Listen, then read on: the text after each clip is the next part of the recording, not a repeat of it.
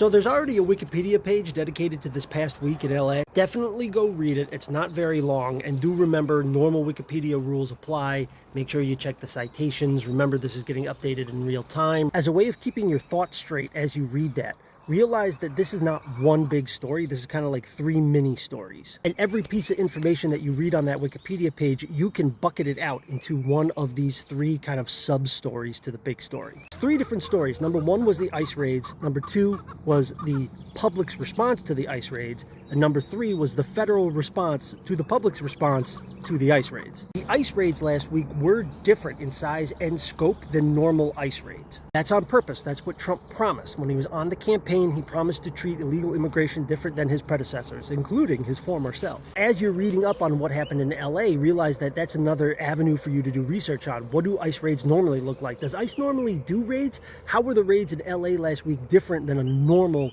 immigration enforcement action in California? Story number 2 is the public's response. Now, every single protest movement on the ground is the same. It's always 99% peaceful and 1% violent. But if you're watching the news, it'll always make it look like it's 99% violent and 1% peaceful. Of the thousands and thousands of protesters that weren't out in the street, only 27 got arrested. Only 27 protesters were arrested on Sunday. Does that sound like a situation out of control? On Sunday, it was LA Pride, and a couple dozen cops marched in the Pride Parade. Does that sound like an all hands on deck, it's a war zone type of situation? So there's a whole nother avenue for you to research. Was the protest in LA, quote unquote, out of control? Did the LAPD have it in control? Did it need to be controlled?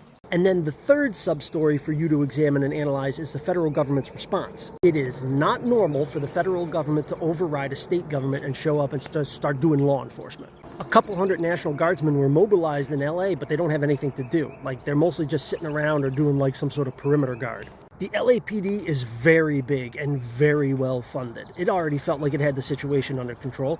So why are federal resources being sent there against California's will? So once you analyze these 3 sub-stories and then put them together into the bigger story, I feel like the correct narrative here, just the factually accurate correct narrative here, is to say ICE came to LA in a way that the locals really did not appreciate and like. They reacted in a very normal, understandable, typical sort of way, and the federal government used that as an excuse to overreact and start sending its own resources into LA.